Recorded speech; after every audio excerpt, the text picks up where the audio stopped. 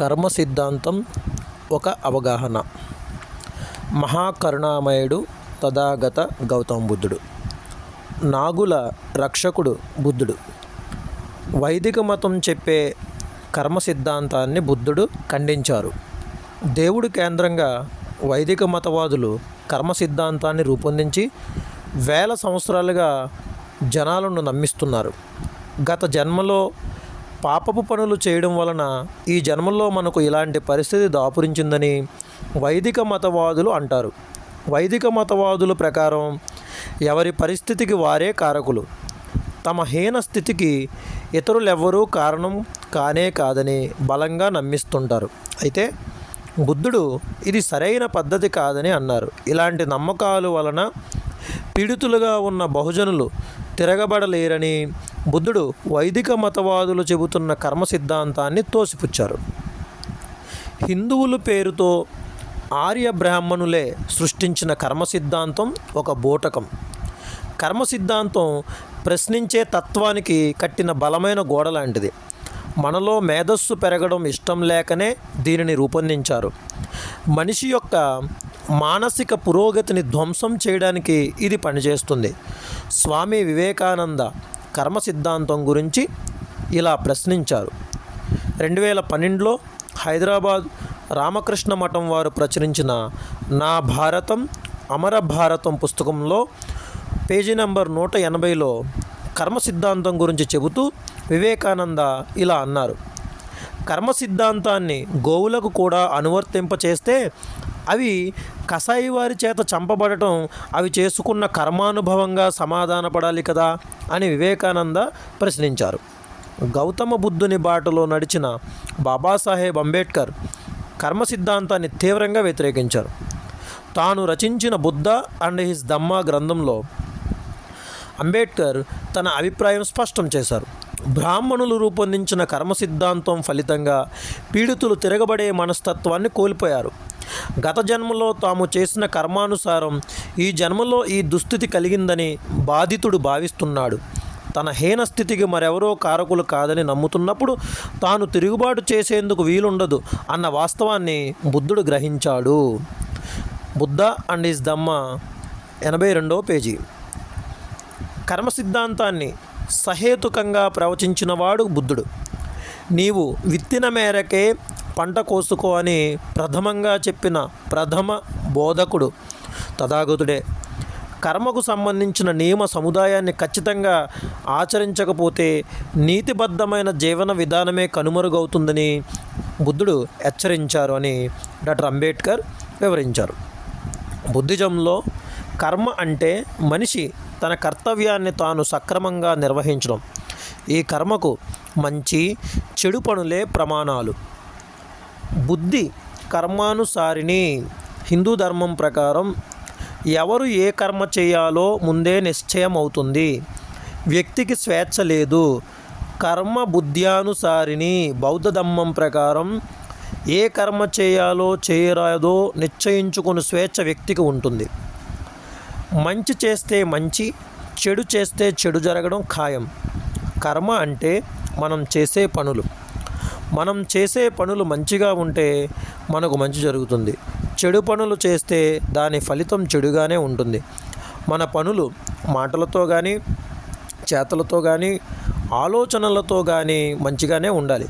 బుద్ధుడు ధమ్మపదలోని పాపవగ్గ 127లో కర్మ నియమాలను గురించి ఇలా ఉపదేశించారు.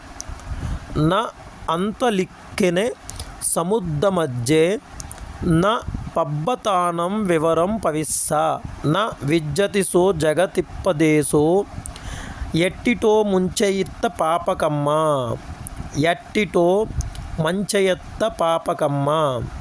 నీవు చెడు పనులు చేస్తే నీవు ఆకాశంలోకి వెళ్ళి దాక్కున్నా, సముద్ర మధ్యంలో దాక్కున్నా, లేక కొండ గుహలలోకి పోయి దాక్కున్నా, భూమి మీద దాక్కున్నా, ఎక్కడ ఉన్నా నీ కర్మ ఫలితాలను అనుభవించక తప్పదు అని పై పాలీ భాషలో ఉన్న పదాలకు అర్థం.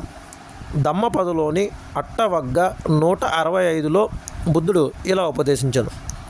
అత్తనావకటం పాపం అత్తన సంకిలిస్సతి అతన ఆకతం పాపం అతనావ విసుజ్జతి శుద్ధి అశుద్ధి పచ్చతం న ఇసో అన్నం విశోదయో. శుద్ధి అశుద్ధి పచ్చతం న ఇసో అన్నం విశోదయో. అన్నం విశోదయే. ఎవరు చేసిన చెడు పనుల వలన వారే మలినులు అవుతారు. ఎవరు చేసిన చెడు పనుల వలన వారే మలినులు అవుతారు. ఎవరైతే మంచి పనులు చేస్తారో వారే పరిశుద్ధులు అవుతారు. ఒకరి శుద్ధ మరియు అశుద్ధ ఫలితాలకు వాళ్ళే కారకులు తప్ప వేరొకరు కారు. ఎవరు ఎవరిని పరిశుద్ధులుగా చేయలేరని పై పాలీపదంలోని పదాలకు భావం. నీవు చేసిన పనులను బట్టి నీవు ఫలితాన్ని అనుభవిస్తావు. నీ భవిష్యత్తుకు నీవే కారకుడు తప్ప మరొకరు ఎవరూ కాదని, ఏ ఒక్కరూ తమ కర్మ ఫలితాన్ని నుండి ఎవరూ తప్పించలేరు అని బుద్ధుడు ఉపదేశించారు. బోధిసత్వ డాక్టర్ బిఆర్ అంబేద్కర్ బుద్ధుడు చెప్పిన ఈ కర్మ నియమ సిద్ధాంతాన్ని సమర్థించారు. మనిషి నైతికంగా జీవించాలంటే కర్మ నియమం ద్వారా మాత్రమే సాధ్యమని ఆయన అన్నారు. వ్యక్తులు రావచ్చు పోవచ్చు, కానీ వారి కర్మ ప్రభావం ప్రాపంచిక నీతి ప్రవర్తనపై ఉండి తీరుతుందని డాక్టర్ బిఆర్ అంబేద్కర్ తన రచనలలో వాల్యూమ్ 11 217 పేజీలో అంటారు. మహాకవి గుర్రం జాషువా ఒక పద్యంలో ఇలా చెప్పారు. కర్మ సిద్ధాంతమును నోరు కట్టివేసి స్వార్థలోలురు నా భుక్తిని అనుభవింతురు. కర్మ మనమేము దానికి కక్షయేమో. కర్మ మననేమో దానికి కక్షయేమో అంటూ ఆయన ఈ కర్మ సిద్ధాంతాన్ని హేతుబద్ధంగా ప్రశ్నించారు. స్వార్థ పరాన్నభుక్తులు ఈ కర్మ సిద్ధాంతాన్ని రూపొందించి పీడితుల శ్రమను దోచుకుంటున్నారని గుర్రం జాషువా అంటారు. ఇక ఆత్మ సిద్ధాంతం ఒక అవగాహన. తథాగత గౌతమ బుద్ధుడు అనాత్మవాది. ఆయన ఆత్మను నమ్మలేదు. ఆత్మ సిద్ధాంతం తప్పని బుద్ధుడు అంటారు. ఆత్మ అనే ఒక శాశ్వత పదార్థం ఎక్కడా లేదని బుద్ధుడు తేల్చి చెప్పారు. ఈ విశ్వం పరిణామశీలం గలది. ఏది శాశ్వతంగా ఈ విశ్వంలో ఉండజాలదు. ప్రతి క్షణం మార్పుకు లోనవుతూనే ఉంటుందని బుద్ధుడు అనిత్య సిద్ధాంతాన్ని, ప్రతీత్య సముత్పాద సిద్ధాంతాన్ని ఉపదేశించారు. క్రీస్తుపూర్వం 543లో సిద్ధార్థ గౌతముడు నేపాల్లోని కుశీ నగరం వద్ద 80 సంవత్సరాల వృద్ధాప్యంలో అనారోగ్యంతో మహాపరినిర్యాణం చెందారు. బుద్ధుడు మరణానికి దగ్గర అవుతున్న సమయంలో కూడా బోధనలు చేశారు. అన్ని మిశ్రమ పదార్థాలు నశించక తప్పవు. అలాగే నేను మరణిస్తున్నాను. జ్ఞానం పొందండి, శ్రద్ధతో మీ నిర్వాణాన్ని మీరే సాధించుకోండి అంటూ చివరిగా కూడా సిద్ధార్థ గౌతమ బుద్ధుడు తన శిష్యులకు ఉపదేశించారు. ఎవరు తన స్వభావం గురించి, తన జ్ఞానేంద్రియాలు పనిచేసే తీరుతెన్నుల గురించి తెలుసుకుంటారో వాళ్ళు ఆత్మభావనకు ఆధారం లేదని తెలుసుకుంటారు. ప్రపంచమంతా ఆత్మను పట్టుకొని వేలాడుతుంది. దీని నుండే తప్పుడు అవగాహన మొదలవుతుంది. మరణాంతరం ఆత్మ నిలిచి ఉంటుందని కొందరు, అది అంతరిస్తుందని మరికొందరు వాదిస్తారు. ఇరుపక్షాల వారు తీవ్రమైన దోషంలో చిక్కుకున్నారు. ఆత్మ నాశనం పొందేదైతే వారు ఏ ఫలితం కోసం శ్రమిస్తున్నారో అది కూడా అంతరిస్తుంది. అప్పుడు విముక్తి అనే దానికి అర్థమే లేదు. మరి ఇతరులు చెప్పినట్లు ఆత్మ మార్పు లేనిది, శాశ్వతమైనది అయితే నైతికత, విముక్తి అనేవి అవసరం. మార్పు చెందని దాన్ని మార్చాలని ప్రయత్నించడంలో అర్థం లేదు. కానీ సుఖ దుఃఖాలతో ప్రపంచం నిండి ఉంది. అటువంటప్పుడు శాశ్వతమైన జీవి గురించి ఎలా చెప్పగలం అని గౌతమ బుద్ధుడు ఆత్మవాదాన్ని స్పష్టంగా వివరించారు. మనిషి కేంద్రక సిద్ధాంతకర్త మానవుడు జ్ఞానంతో, నైతికతతో, ధ్యానంతో పరిపూర్ణ జీవితం సాధ్యం చేసుకోవచ్చు. దేవుడు, ఆత్మ, పాపము, నరకం, స్వర్గం అవకాశవాదులు సృష్టించినవి మాత్రమేనని బోధించిన మహోపాధ్యాయుడు గౌతమ బుద్ధుడు. దేవుడు, ఆత్మ అనేవి ఉన్నాయని ఏర్పడే మతాలన్నీ ఊహాజనితమే. వీటిని నమ్మవద్దు. వీటిని నమ్మడం వల్ల ప్రాణి పుట్టుక నుండి చావు వరకు ఒక పురోహితుని అవసరం ఏర్పడుతుంది. ఆ పురోహిత వర్గం మీ మేధస్సుకు అడ్డుగా ఉంటుందని గౌతమ బుద్ధుడు అంటారు.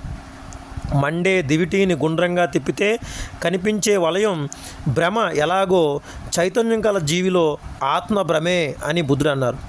మండే దివిటీని గుండ్రంగా తిప్పితే కనిపించే వలయం భ్రమ ఎలాగో చైతన్యం గల జీవిలో ఆత్మ భ్రమే అని బుద్ధుడు అన్నారు. ఆత్మ గురించి, భగవంతుని గురించి చర్చిస్తూ జీవితాన్ని వ్యర్థం చేయొద్దు. మీ చిత్త సంక్షోభానికి, సకల మానవాళి చిత్త సంక్షోభానికి ఏకైక మూలం దుఃఖమే. దుఃఖానికి కారణం వాంఛలు. వాంఛలను జయించడానికి నేను ఆవిష్కరించిన అష్టాంగ మార్గాన్ని ఆచరించండి, అభ్యసించండి. దుఃఖ సాగరం నుంచి తీరం చేరగలరు. ఈ అష్టాంగ మార్గాన్ని అవలంబిస్తే మీకు ఈ జన్మలోనే శాశ్వత మనశ్శాంతి దక్కుతుందని బుద్ధుడు ఉపదేశించారు.